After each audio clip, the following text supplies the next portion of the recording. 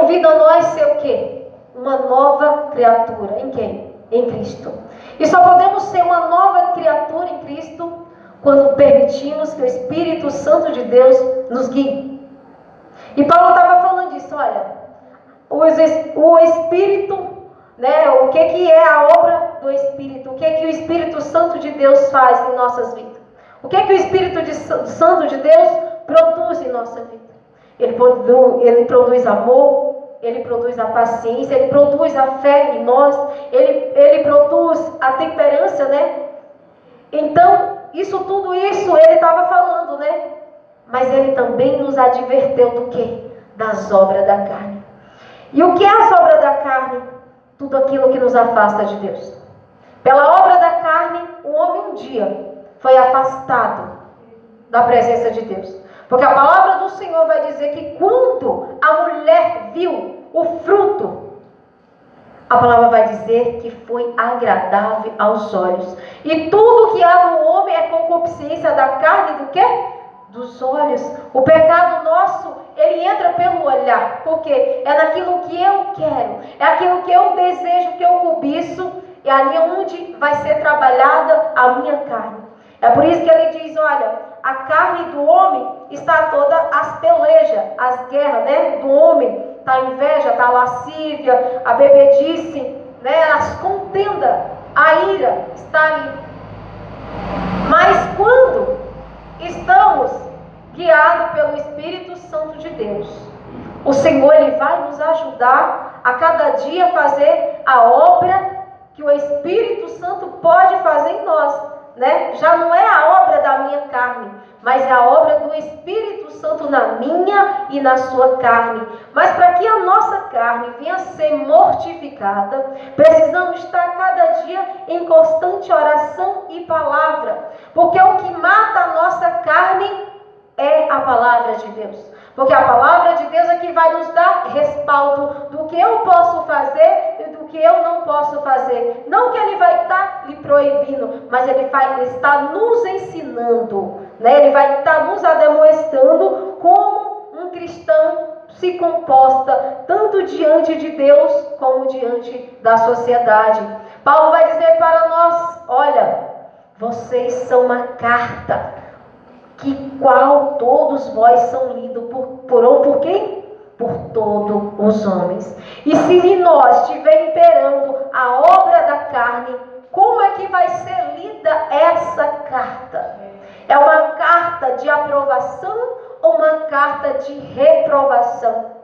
Jesus, ele está nos olhando. Jesus, ele vê tudo em nós. Mas também a sociedade te observa. Jesus, ele vê o íntimo nosso, mas a sociedade, ela observa a tua conduta. A sociedade, ela olha para nós. Paulo diz, olha, sedes os meus imitadores, como eu sou de quem? De Cristo. Hoje é tão normal a gente ouvir, irmão, não olhe para mim, porque eu sou falho. Meu irmão, não olhe para mim, porque eu sou, né? Irmãos, se eu, que lemos a palavra e estamos dizendo que estamos nessa palavra, e olha para o outro e diz, não olha para mim que você vai cair, misericórdia.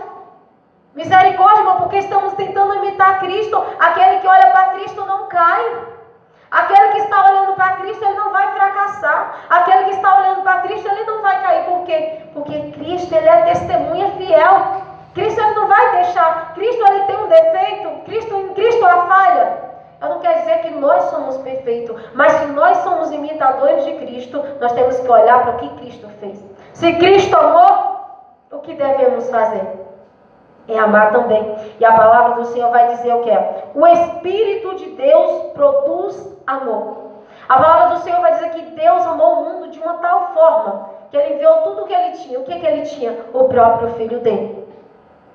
Mas o amor de Cristo por nós, Cristo ele veio para morrer por nós. Mas nós recebemos Cristo? A humanidade recebeu esse amor? A humanidade ela retribuiu esse amor? Não. O amor foi crucificado há mais de 2000 anos no Calvário, porque a humanidade rejeitou o amor. E não é diferente agora. Irmão, quando a gente vai olhar para as Escrituras, A gente vê o que está acontecendo na terra, a gente olha para dentro da igreja, o cenário está devastador. É vergonhoso dizer isso? Sim, é vergonhoso dizer isso. Por quê? Porque é um povo que diz que ama a Deus, é um povo que diz que vive a palavra, mas a palavra que o crente ultimamente está vendo amor, mas é só na Bíblia. Mas ele não experimenta esse sentimento, porque o amor é um sentimento extraordinário, é o maior sentimento que o homem pode experimentar. O amor de quem? O amor de Deus pela vida dele. É saber que um dia Deus amou o mundo de uma tal forma que ele amou nós. Jesus veio morrer por nós por esse amor. O amor, ele é transformador. O amor não só transforma a tua vida, de tu que ama, mas também daqueles que são amados. Porque o amor é como um remédio. Tu ama, é como se tu pudesse levar a cura. Porque não tem um ditado que diz: quem menos sabe amar é o que mais necessita de amor? Quero te dizer, quem tem que aprender a amar é a igreja de Deus. É o corpo de Cristo, é o que faz parte do corpo de Cristo, é que tem que revelar esse amor que qual Deus revelou através dos seus filhos, amado Jesus. E se nós imitamos Cristo, a primeira coisa que a gente tem que exercitar é o amor. Irmão, é fácil amar quem nos ama, é fácil amar quem nos quer bem. E agora aquele que quer teu mal? E aquele que te faz maldade contigo? É aquele que tu precisa se esforçar para você amar, né? Jesus Cristo, ele morreu não foi pelos que amaram ele, não. Jesus Cristo morreu pelos que não amaram ele, pelos aqueles que não receberam. E quem foi que não recebeu? Aquele que dizia que estava esperando o Messias. Mas quando o Messias chegou, foi os mesmos que se levantaram para matar o Messias. E quantas pessoas no meio do povo de Deus, dizendo que ama, mas está matando o irmão. Irmão, Jesus está voltando, isso é fato, isso é realidade. E se a gente não colocar o amor de Deus em nosso coração, a gente não vai falar de Deus. A gente não tem força mais, por quê? Porque Jesus, ele amou tanto que ele morreu. E é necessário que a gente vá morrer também. Muitos de nós perderemos a nossa vida, por quê? Porque nós temos que amar as almas que estão lá fora. O corpo de Cristo está totalmente dividido. Porque o Senhor falou: eu vos chamei o quê? Eu chamei vocês para quê? Para cumprir em vós uma boa obra. E que boa obra que Deus vai cumprir em nós? O amor verdadeiro. O amor, Jesus, ele procura exercitar esse amor. Mas cada dia nós temos rejeitado esse amor. E entra um contendendo com o outro. As igrejas estão cheias de contenda. O mundo já vive em guerra, irmãos. Mas o povo que diz que Deus é de Deus, também está em guerra entre si. Estão brigando por cargos, estão querendo ser melhor do que o outro, e o amor só fica mesmo na palavra do Senhor. A palavra do Senhor vai dizer que quando, em Lucas vai falar que quando Jesus foi ali levado para o Getsemane, ele estava no Getsemane ainda, estava ali orando, na verdade. A palavra do Senhor vai dizer que chegaram os soldados para prender Jesus. E a palavra do Senhor vai dizer que quando eles veem Jesus ali, que eles vão prender Jesus, Pedro tira a bainha, né? Tira a espada da bainha e corta a orelha do soldado, né? Vai dizer que é um servo do sumo sacerdote, do grande sacerdote, vai dizer ali. Pedro, naquele momento, qual foi a obra da carne que Pedro fez? Qual foi a obra da carne que Pedro executou naquele exato momento? Pedro, ele estava com Cristo, mas Pedro ainda não era convertido. E quantos de nós, eu preciso me converter a cada dia? Quantos de nós achamos que estamos com Cristo, mas estamos distante desse Deus? Às vezes falamos dele de boca e negamos ele com as mesmas atitudes que Pedro negou. Pedro estava do lado de Cristo, mas Pedro, ele tirou a espada da bainha e vai dizer que ele cortou a orelha do soldado ali, do servo. Pedro, ele exercitou a obra da carne. E se Pedro, ele tirou a espada para cortar a orelha do soldado lá, significa que Pedro estava com ódio. Significa que Pedro estava irado quando Pedro fez aquilo. Que ele diz: mas Senhor, e Jesus com todo amor, Jesus, ele pratica a obra do Espírito Santo. Porque quando ele manda Pedro guardar a espada, do Senhor vai dizer que Cristo Jesus toca na orelha do homem e restitui ela novamente. Glória a Deus. Duas pessoas ali, Jesus fazendo a obra do Espírito e Pedro a obra da carne.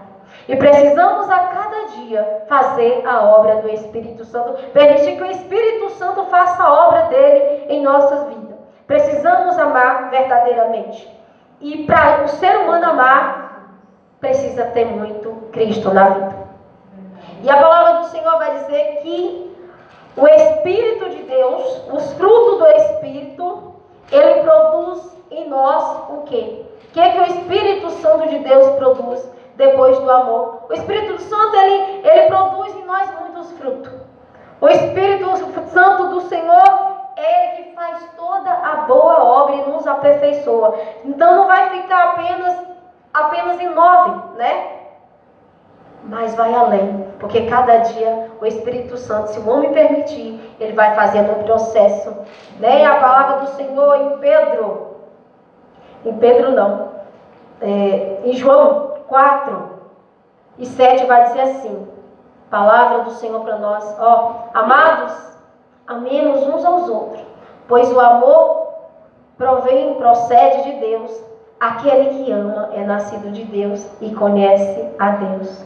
O amor é o sentimento mais poderoso que o homem, né? O amor procede de Deus. Se eu amo, eu sou nascido de Deus e conheço a Deus. E por que tem muita gente dizendo que ama a Deus, mas não realmente diz que conhece a Deus, que ama, mas não procede de Deus ele. Por quê? Porque ele está negando.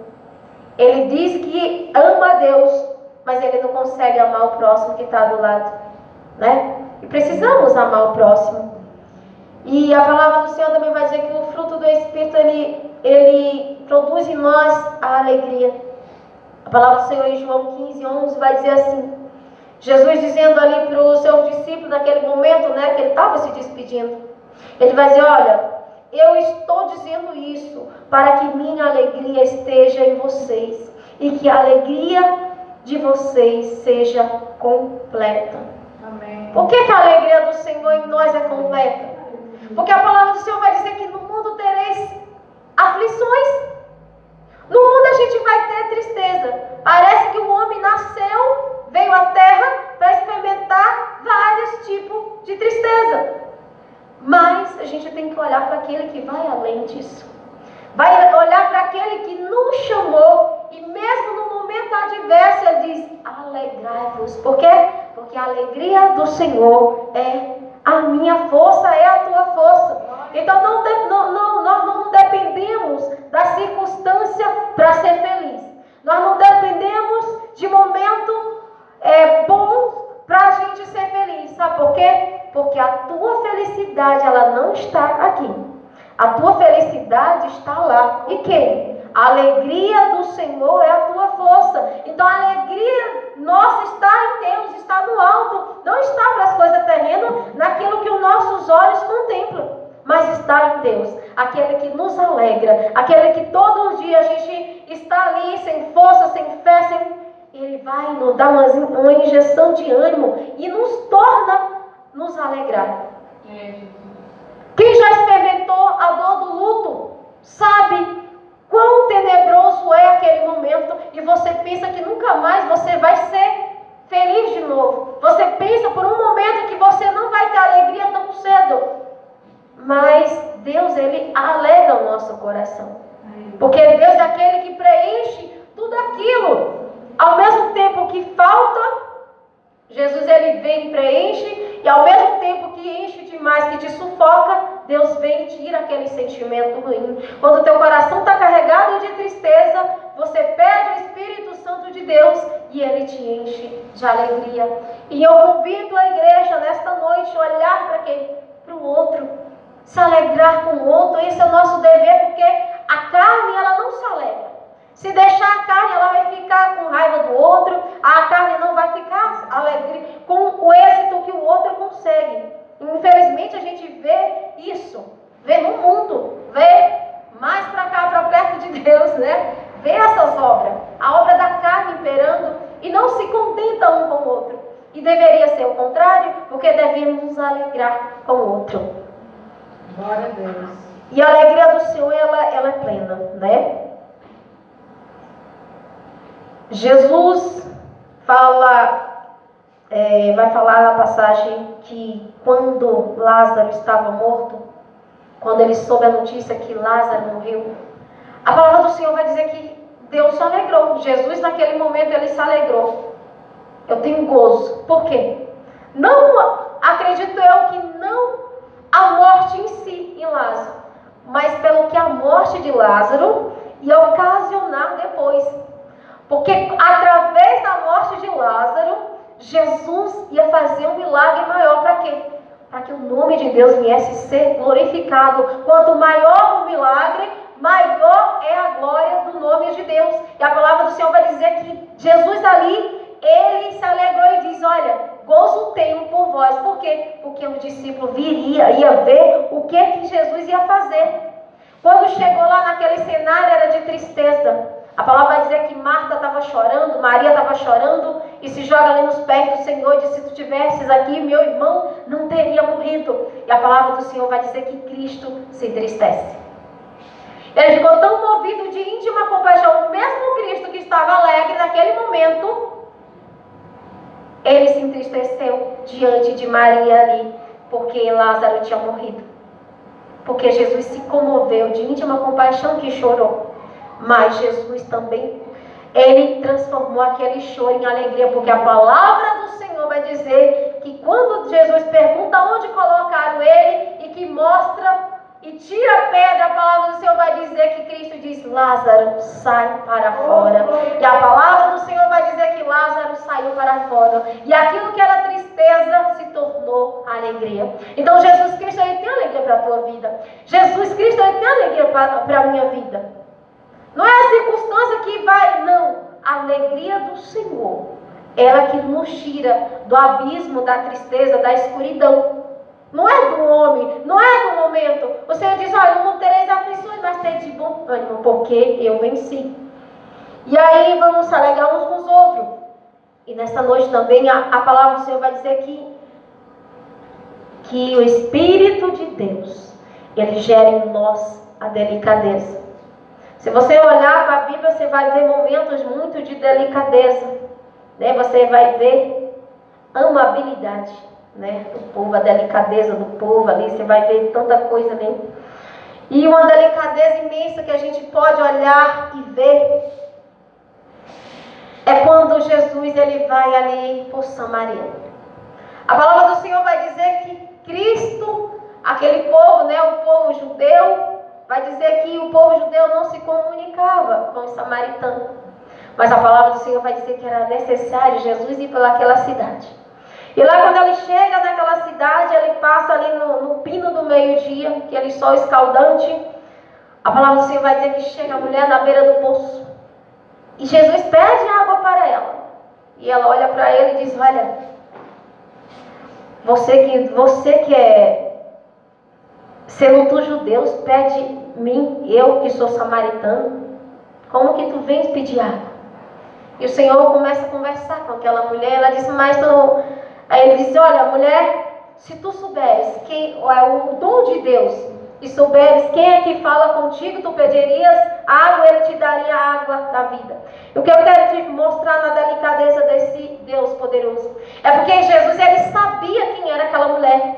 A cidade inteira, ela já julgava aquela mulher. Aos olhos da sociedade, aquela mulher não prestava, não valia nada, aquela mulher era uma adúltera, aquela mulher para ele era tudo isso para eles. Porque ela vai falar que tivestes 5 maridos, Jesus fala, né? Tu tivestes 5 maridos, e o que tu tens agora não é teu. Aquela mulher talvez já tinha sido tão maltratada, acredito que foi, porque a palavra do Senhor vai dizer que ela ia naquele pino do meio dia, aquele sol escaldante para buscar água, por quê? Porque ela se escondia. Certamente ela estava fazendo as obras da carne, no qual ela era reprovada por quê? Pelos próprios homens. Porque a carne é assim, ela faz o mal, mas ela também ela é reprovada pela própria carne. A gente faz a obra da carne, mas a própria carne nos reprova. Por quê? Porque o ser humano é carne. Se você faz uma coisa na carne e se o outro vê, ele vai te julgar em quê? Na carne. Então a carne reprova a carne. E Jesus foi delicado com aquela mulher. Jesus, ele manifestou a obra do Espírito. Ele diz, olha, vai lá e chama teu marido. E a mulher disse que não tem. Ele disse, disseste bem, tu tiveste 5, o que tens não é teu. Significa que ela estava tendo um caso com um homem casado? Que a palavra deixa bem claro. Se não é dela, é de outra. Mas Jesus, ele nunca apontou aquela mulher. Mulher, tu é assim mesmo. Mulher, tu está assim. Não. Jesus demonstrou delicadeza com aquela mulher. Né? E Jesus é aquele que tem a delicadeza. Por isso que a gente tem que olhar para quem? Para Jesus, irmão. Porque nós somos terríveis. É por isso que nós temos que deixar ser governado por quê? Pelo Espírito. Porque se a nossa carne for mais alimentada do que o Espírito, a gente faz coisa terrível. Faremos coisa terrível se Jesus não dominar essa natureza carnal. E Jesus demonstrou essa delicadeza com essa mulher. E nós devemos mostrar delicadeza uns com os outros. Nós não fomos chamados para julgar uns aos outros. Nós fomos chamados para amar, para perdoar, para ajudar, para levantar aquele que cai, para estender a mão para quem precisa. E não essas obras para fazer com que o outro caia, para fazer com que o outro perca até a salvação. Quantas pessoas vocês já ouviram falar que saiu da igreja por causa do outro?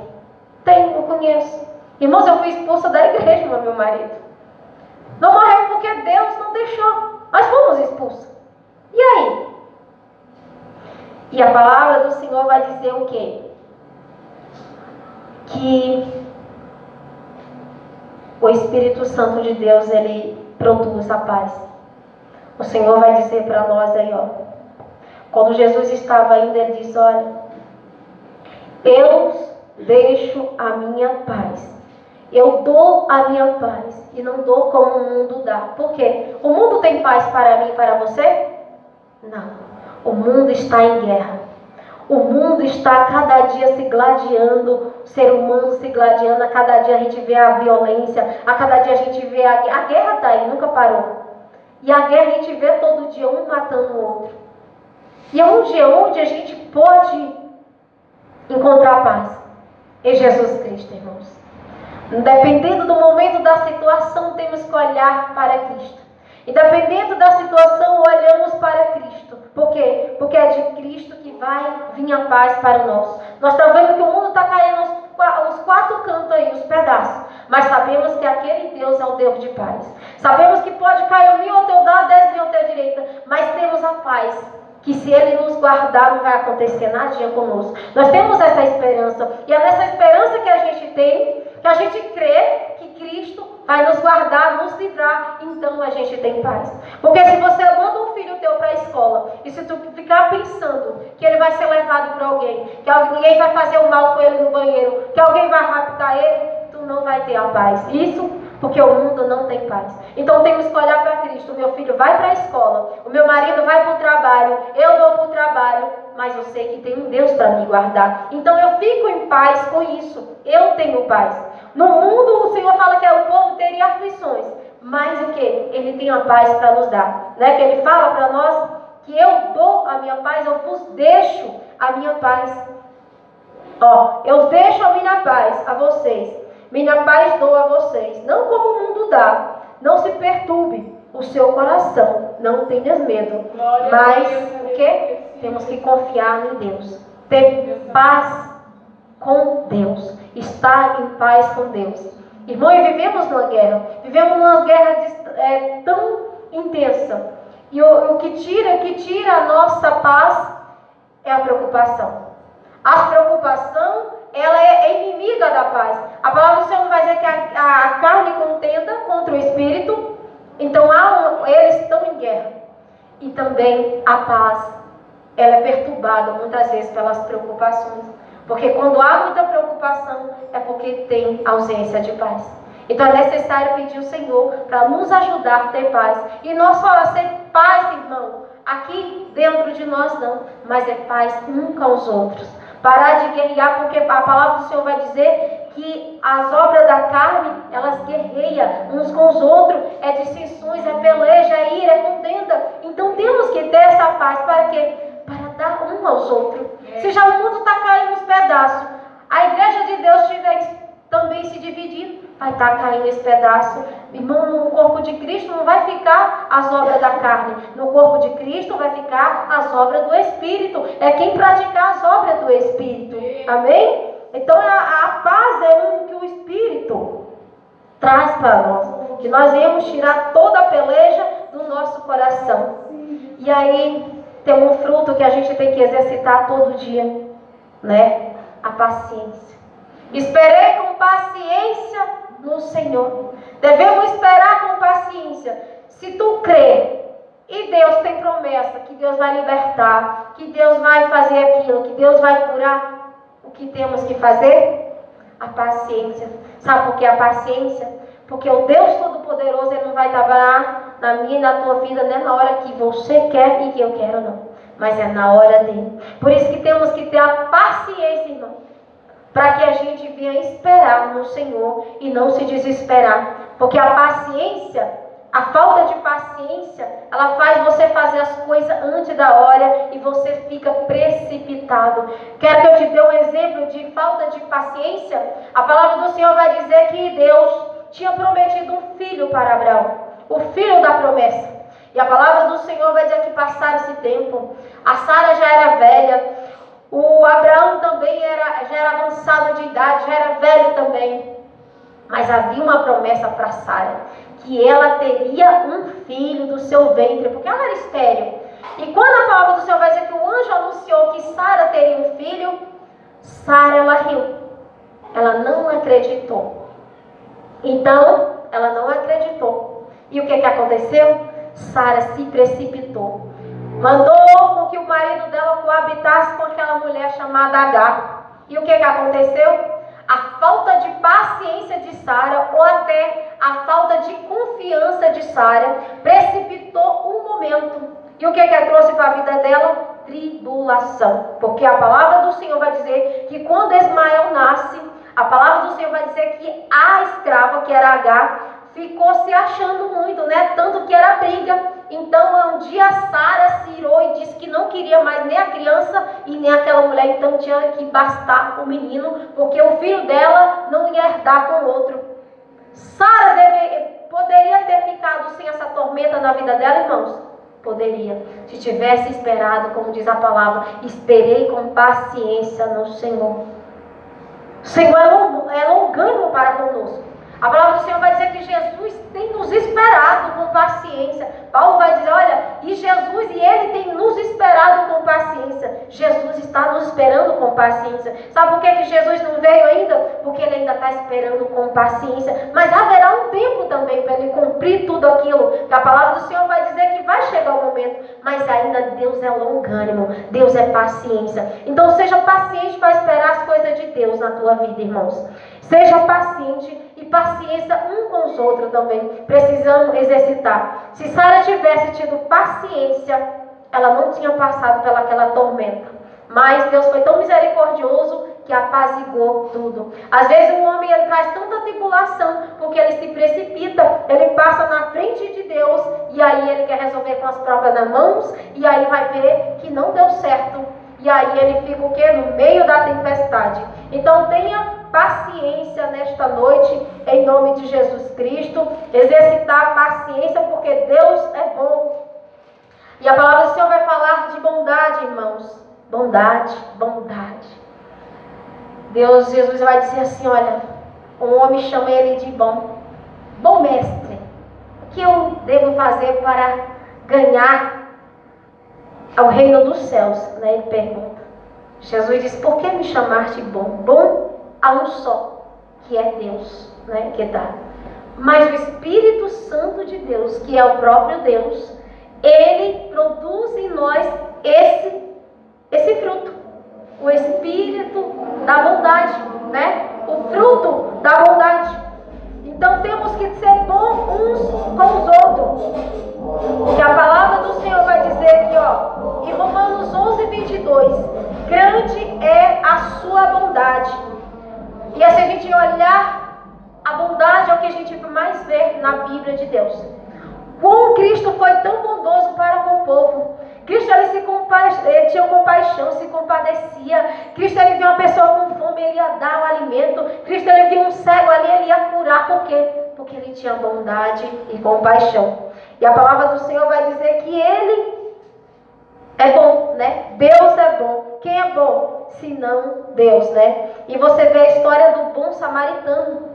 A palavra do Senhor fala que ele teve amor para com o próximo, né? O bom é tanto que botaram o bom samaritano. Porque o sacerdote passou pelaquele homem, fingiu que não viu. O levita passou também, fingiu que não viu.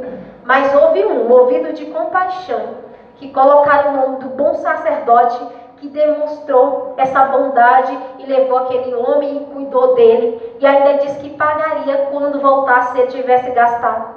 E qual é o bom samaritano, irmão, que fez uma bondade infinita e imensurável para mim e para com você? Jesus Cristo. Porque um dia nós estávamos destituídos da glória de Deus.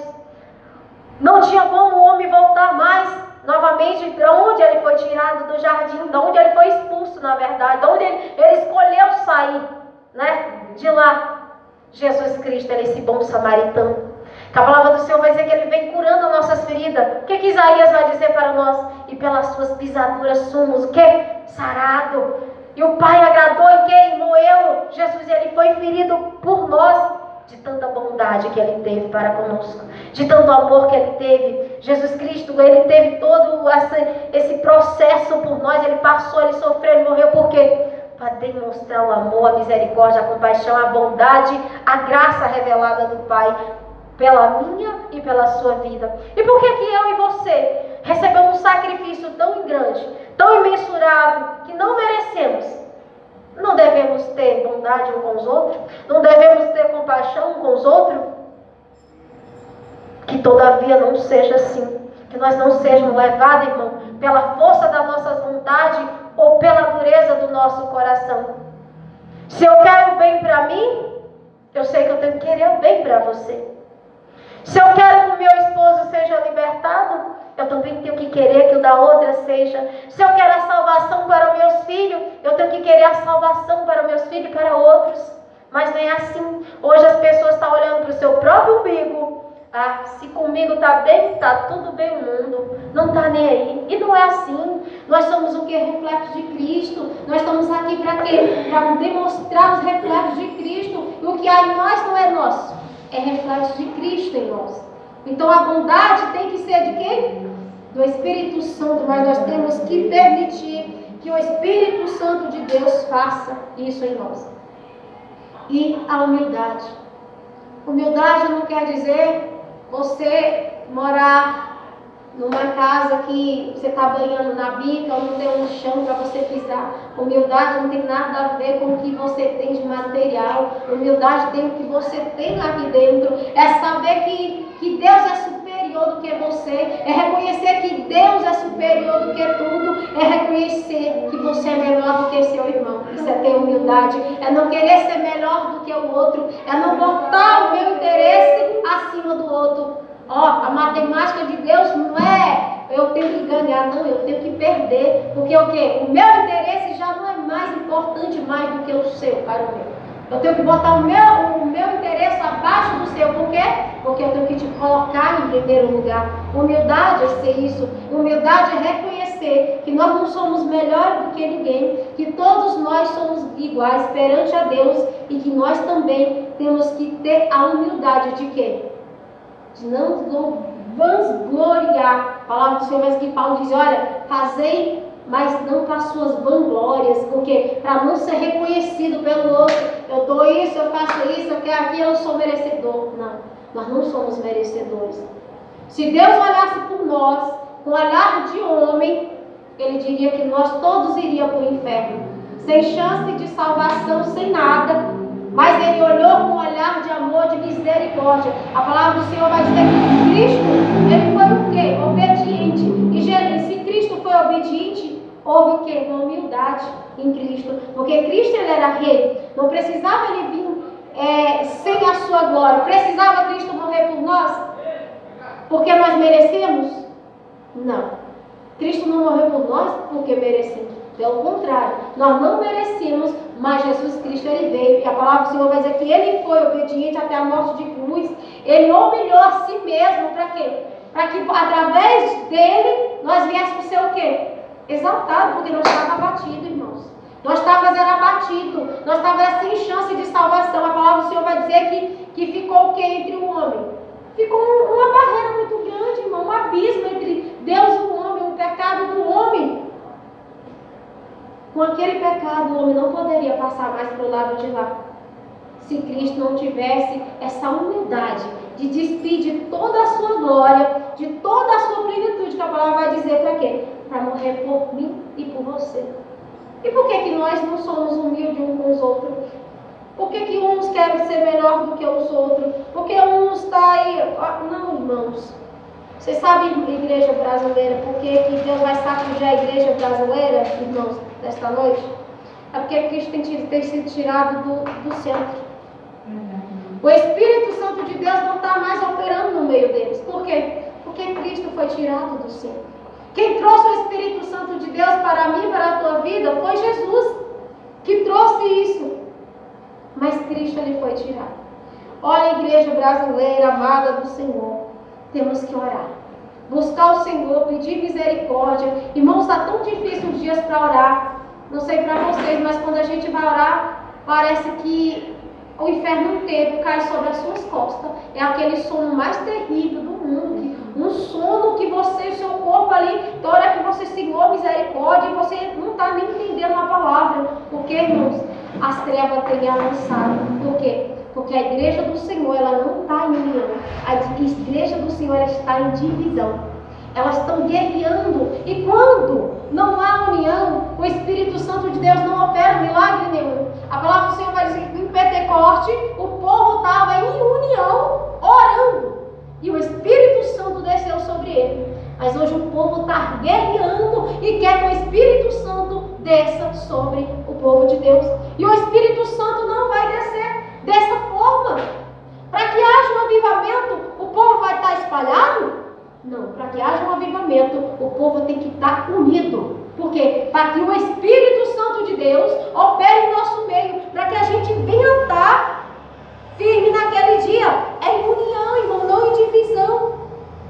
E a igreja não está fazendo tudo ao contrário. A igreja não está com união, a igreja está com divisão. Irmão, uma coisa que eu nunca tinha visto na minha vida, pastora, e irmãos todos que estão aqui, eu nunca tinha visto na minha vida uma criança de 3 anos de idade com espírito do homossexualismo. Eu nunca tinha visto na minha vida. E ele olhar para mim e disse: olha, eu tenho ódio de você. E ele olhou para mim e disse: 3 anos.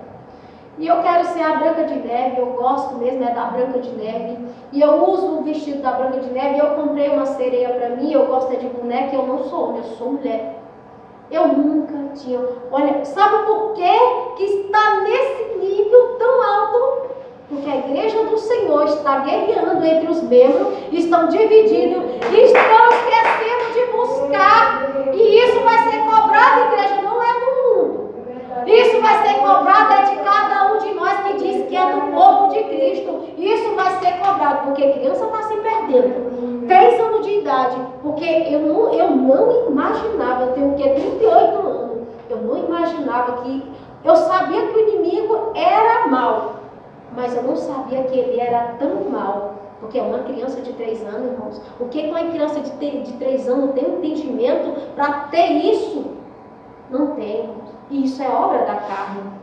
Mas é o quê? As trevas avançando, porque a igreja do Senhor está recuando a cada dia. Irmãos, é hora de nos levantar. É hora da gente trazer Cristo para o centro novamente. Para que Cristo opere em nós esse mesmo Espírito. E nós temos que ter o quê? O domínio próprio. A temperança em nossas vidas. Nos dominar. Olha que coisa difícil, irmão. Mas nós temos que pedir Jesus. Para que ele permita que o Espírito dele domine. Porque Paulo diz, olha, o bem que eu quero eu não faço, mas o mal que eu não quero, esse sim, eu acabo cometendo, eu acabo fazendo o quê? O domínio próprio. Quando eu faço aquilo que eu não queria fazer, que eu me arrependo depois de ter feito, eu não tive o domínio próprio. E é necessário termos o domínio próprio nesses dias. Irmãos, orar sem cessar. Orar pela família de vocês, porque o inimigo ele não está brincando. E sabe quem é que ele vai vencer, irmão? Aquele que tiver revestido de toda a armadura do Senhor, ele vai pelejar o inimigo, ele vai sim, é fato. O Paulo diz, olha, a tua luta, a tua contenda, a tua luta, né? A nossa briga não é contra a carne, não é contra sangue, mas contra principado, potestade nas regiões celestiais. Mas os irmãos esqueceram que o inimigo está nos ares aí, comandando, liderando e está brigando com o que ele está vendo. Está brigando com o semelhante dele, o que tem o sangue de Cristo também. Então temos que ter o domínio próprio. Para quê, irmão? Para que a gente venha se dominar, não fazer a vontade da carne, porque se nós permanecer na vontade da carne, iremos para onde, irmão? Para o inferno. E porque não entra no céu, as obras da carne não entram no reino do céu. E é necessário que a gente venha entrar no reino do céu. E para entrar no reino do céu, temos que mortificar a carne. Cristo, ele veio em carne para quê? Ele venceu tudo em carne. A palavra não vai dizer que Deus venceu no Espírito. A palavra vai dizer que quando Cristo se batiza, ele é conduzido ao deserto pelo quê? Pelo Espírito Santo. Para quê? Para ser servido? Não, para ser tentado. Mas Jesus Cristo, ele mortificou a sua carne no Espírito. E é isso que a igreja tem que fazer. Mortificar a carne no Espírito. Jesus Cristo, ele não vai fazer as obras da carne. Jesus Cristo, ele veio cumprir as obras do Espírito Santo. A carne de Cristo foi mortificada. Mas você vai ver a palavra, toda hora Cristo está orando. E Cristo ia lá, falava, vamos lá, orar. Cristo se retirava para quê? Orar. Igreja, só vamos permanecer de pé com palavra e oração. E se Cristo não estiver no centro da sua vida, trate nesta noite de trazer Cristo para a sua vida, para o centro da sua vida, porque quem morreu pela igreja foi Cristo. Então só quem é o mediador entre Deus e o homem é Cristo. Então nada que tu fizer vai te levar ao céu, a não ser só as obras do Espírito Santo. E na sua vida e na sua vida, amém? E eu agradeço a minha rica oportunidade, até que a mão do Senhor tenha me dado.